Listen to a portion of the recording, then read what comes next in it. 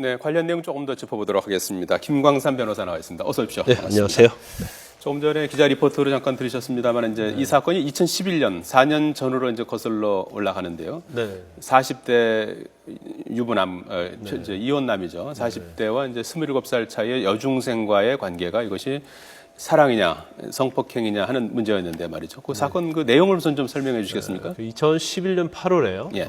이제 조모 씨입니다. 조모 씨인데 연예기획사 대표인데 본인이 서울에 있는 병원에 병문안을 가요. 자기 아들이 입원해 있는 병원에 거기서 지금 피해자를 만난 거죠. 예. 그 피해자한테 뭐 연예인을 검찰의 공소장에 의하면 연예인을 시켜줬다고 유인을 해서 같이 성관계를 맺었고 그다음에 또 가출을 하게 했고 또 그 과정에서 임신을 하게 됩니다. 예. 그래서 그렇게 해서 강제로 성관계를 해서 성폭행을 당했다고 검찰은 구속해서 기소를 하게 되고요. 예. 조모 씨는 그게 아니고 서로 사랑하는 관계였다. 결혼을 전제로 하는 사랑하는 관계였다고 주장을 하는 거죠. 예. 그래서 이게 기소가 됐는데 1심에서 징역 12년이 나왔어요.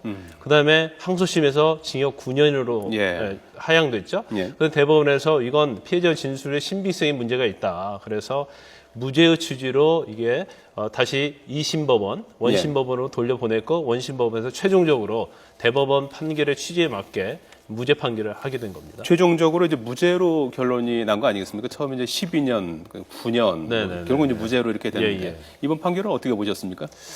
일단 뭐 무죄와 징역 9년 12년과는 엄청난 차이 아닙니까? 그렇습니다. 예. 그래서 만약 이게 무죄가 안 됐다고 한다면 조모 예. 씨는 뭐 9년을 살해할 그런 입장이었죠. 그래서 예. 사실 성폭력 사건의 특징이 좀 있습니다. 뭐냐면 다른 사건에 비해서 그 가해자와 피해자가 어떤 은밀한 장소에 이루어지는 거거든요. 예. 그 과정에서 이게 정말 강제로 이루어진 거냐, 예. 아니면 합의해서 이루어진 거냐, 그게 항상 예. 성폭력 사건 쟁점이 되는데 예. 이 사건은 그 가해자하고 피해자 사이가 27년이나 나거든요. 예. 그래서 어떤 우리가 사회적인 시각으로 보면 과연 이게 좋아서 할 수 있는 사건이냐, 예. 그거에 대해서 우리가 이해할 수 없는 거죠. 성인과 미성년자 아니겠습니까? 그렇죠. 그 당시에 15세였으니까요. 예. 27살 차이가 되니까 예. 거의 아버지뻘 되는 사람 그렇습니다. 아니겠어요? 그래서 이게 과연 합의해서 성관계를 할 수 있는 문제냐는 게 쟁점이 될 수 있는 거죠. 예.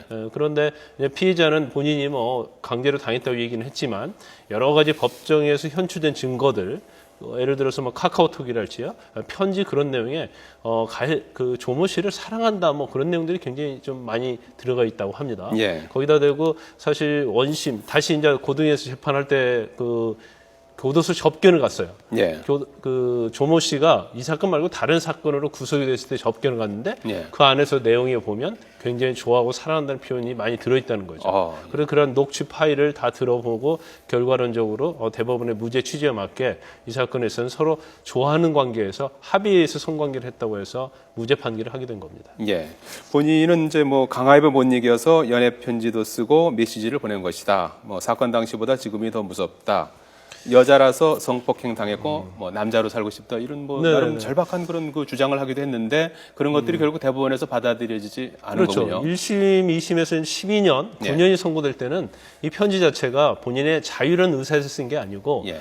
그 조모 씨의 어떤 억압과 강요에서 쓴 것이라는 게 받아들여진 거예요. 그렇군요. 그런데 대법원과 지금 이번 고등법원 재판부에서는 이게 과연 그게 한두 번도 아니고 이렇게 장문을 쓰고 그러는데 이게 과연 강압해서 쓸 수 있는 것이냐. 예. 또 여러 가지 어떤 사진, 같이 찍은 사진 그런 것들이 있었거든요. 예. 그런 걸 전체를 비추어 보면 중학생인 피해자도 역시 조모 씨를 좋아하는 관계였다고 결론을 내리게 된 거죠. 예. 그렇지만 이제 일반적인 식견으로 보면은 이제 뭐 12년형에서 이제 9년 그리고 나중에 이제 뭐 무죄까지 뒤집힌 거 아니겠습니까? 이런 네네네. 증거들이 뭐 나중에 뭐 이렇게 나온 모양이죠. 그 처음부터 나왔죠, 사실은. 글쎄요. 처음부터 나왔는데 예. 법원의 판결이 이렇게 이제 뭐 예. 이렇게 뭐 그런데 어떻게 이제 왔다 갔다 할수 있는 겁니까? 1심과 2심에서는 예. 그 아까 말씀드린 것처럼 그런 것들이 중학생이 어떻게 27살이나 27살이나 많은 남자하고 성관계를 할 수 있겠느냐. 예. 그 과정 중에서 한 것은 본인의 의사에 한 것이 아니었다는 거고요. 이게 어떤 폭행이나 협박이 없었다 하더라도요. 자기가 하기 싫은데 의사에 반해서 한다랄지 성적 수치심을 느끼면 지금 현재 성폭력으로 인정을 하거든요. 그래서 비록 어떤 뭐 때리거나 그런 건 없었다 할지라도 예. 이게 자기 의사에 반해서 어쩔 수 없이 끌려다니면서 성관계를 했다고 한다면 이것은 성폭력에 해당이 한다고 해서 1심과 2심에서는 유죄 판결을 하죠. 예. 한 것이죠, 이게.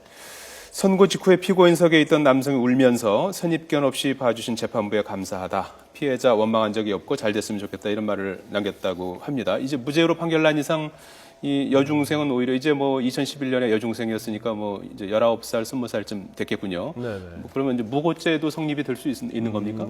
일단 뭐 어떠한 사건이 있어서 그 예. 사건을 뭐 고소를 하게 되거나 신고를 하게 됐을 때 무죄가 났을 때는 당연히 무고죄가 되지 않느냐. 예. 그게 뭐 사실 일반적인 국민의 인식이죠. 그런데 이 조모 씨에 대한 무죄 이유가 결정적인 게 뭐냐면요.